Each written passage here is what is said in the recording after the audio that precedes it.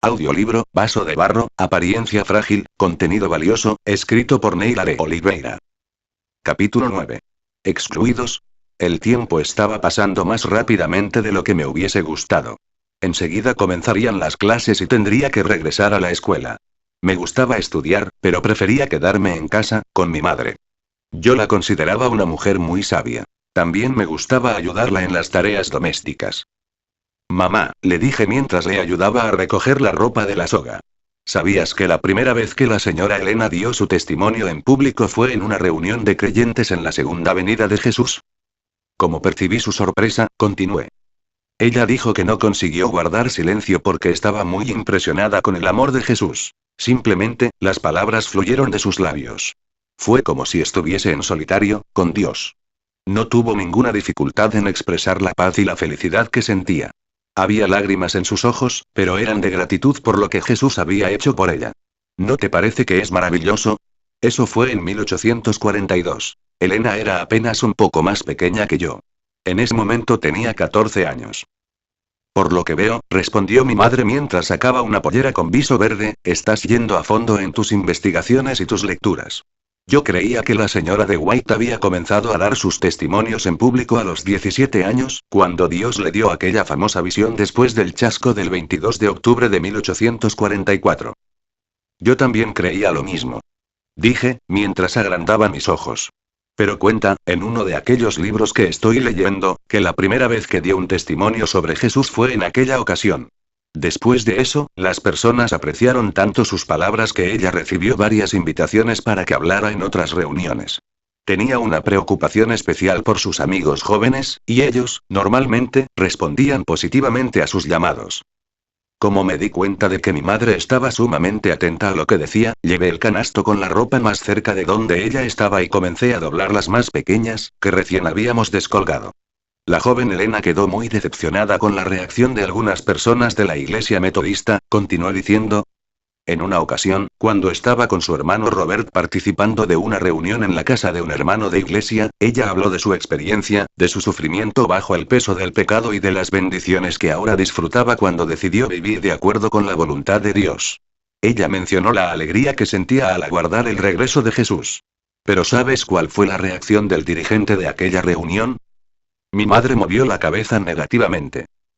Él se dirigió hacia Elena y le preguntó si no sería más provechoso vivir una larga vida de utilidad, haciendo el bien a los demás, antes que esperar que Jesús regresara rápido y destruyera a los pobres pecadores.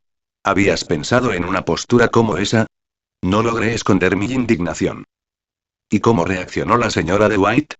Me preguntó mi madre. Ella dijo que no veía la hora de que Jesús volviera, para que él pusiera fin al pecado. Pero aquel líder continuó argumentando que creía que era mejor, simplemente, morir en paz que, estando vivo, pasar por el dolor de la transformación. Él se refería al hecho de dejar de ser mortal, para ser inmortal. Con claridad, él dijo que prefería creer que Jesús recién regresaría después de miles de años, antes de pensar en que podría volver en sus días. Es extraño, debe de haber sido difícil para Elena y su familia, reflexionó mi madre, pensativa. Le conté, entonces, que en otra reunión Elena habló nuevamente de su alegre expectativa de encontrarse con su Salvador, y de cómo esa esperanza la llevaba a buscar una vida de comunión con Dios. Nuevamente, hubo una discusión porque el responsable de la clase dijo que ella había recibido la santificación en el metodismo, y no en una teoría equivocada. Elena se llenó de valentía y defendió aquello que creía. Habló sobre cómo la presencia de Jesús había traído paz, alegría y perfecto amor a su vida. Con su perfil más calmo, Robert también habló. Pero, ellos continuaron siendo mal comprendidos. En realidad, aquella fue la última reunión a la que los dos hermanos asistieron en la clase de los metodistas. No pasó mucho, seguí, antes de que la familia Harmon fue visitada por el pastor de la iglesia metodista de la calle Chestnut. El ministro alegó que ellos habían adoptado una nueva y extraña creencia que la iglesia metodista no podía aceptar. El padre de Elena se defendió, diciendo que estaban, sencillamente, siguiendo lo que la Biblia decía. Es verdad, dijo mi madre, mientras colocaba la última pieza de ropa en el canasto de las ropas limpias. El propio Jesús había predicado sobre su segunda venida a sus discípulos. ¿Qué les respondió el pastor? Él sabía que no tenía cómo probar por la Biblia que la familia Harmon estaba equivocada. Entonces, simplemente les aconsejó que se alejaran de la iglesia con discreción, para evitar la vergüenza de un juicio público. Ana, ayúdame a llevar adentro el canasto, me interrumpió mi madre. No me había dado cuenta de que ya habíamos recogido y doblado toda la ropa. Claro, mamá, respondí, mientras tomaba uno de los lados de aquel gran recipiente. Así, aprovecho y busco en mi dormitorio el libro que habla sobre cómo fue la exclusión de la familia Harmon de la iglesia metodista. Elena describió aquella situación como muy traumática.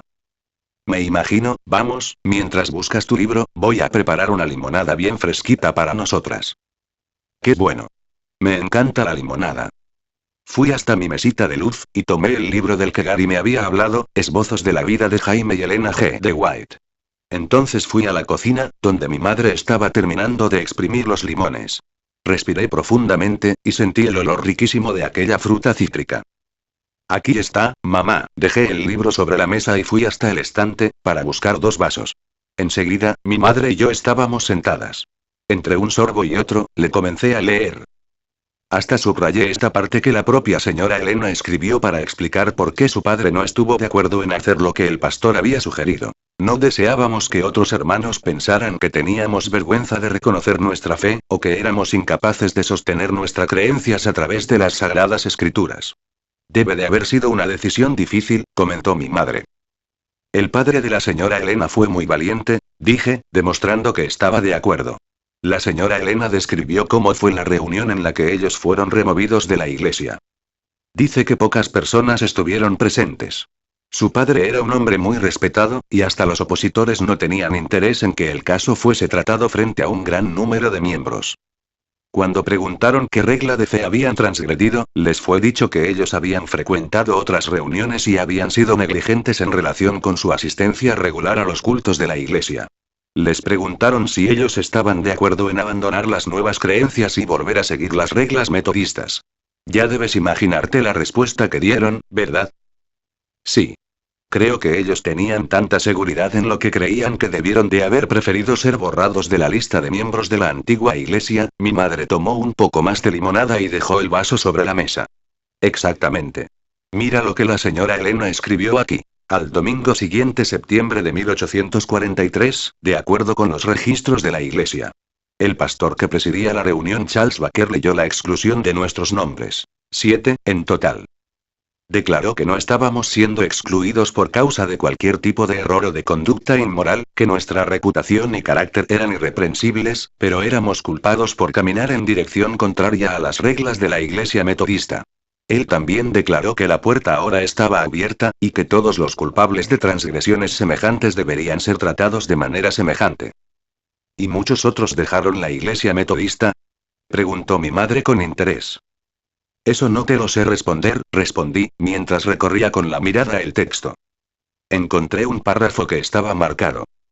Pero, aquí la señora Elena dice así. Algunos cambiaron el favor de Dios por un lugar en la iglesia metodista. Imagino que algunos desistieron de la creencia en la venida de Jesús por miedo a ser borrados ellos también de la lista de miembros de esa iglesia. Cuando mi madre se levantó, me di cuenta de que iba a lavar los vasos y la jarra. Deja que los lavo, mamá. Solo voy a llevar el libro a mi dormitorio y ya vuelvo. Gracias, Ana. Voy a aprovechar para calentar la plancha y planchar la ropa. Es el momento justo para hacerlo. Mi madre ya estaba saliendo, pero regresó. Me gustó mucho nuestra conversación. Realmente, te estás dedicando a esas lecturas, y eso te está haciendo bien. Es bueno tener ejemplos dignos para imitar. ¿Sabes, mamá? Una vez dijiste que la señora de White era un vaso elegido por Dios. En el momento, no comprendí muy bien lo que quisiste decir, pero creo que ahora estoy empezando a entender.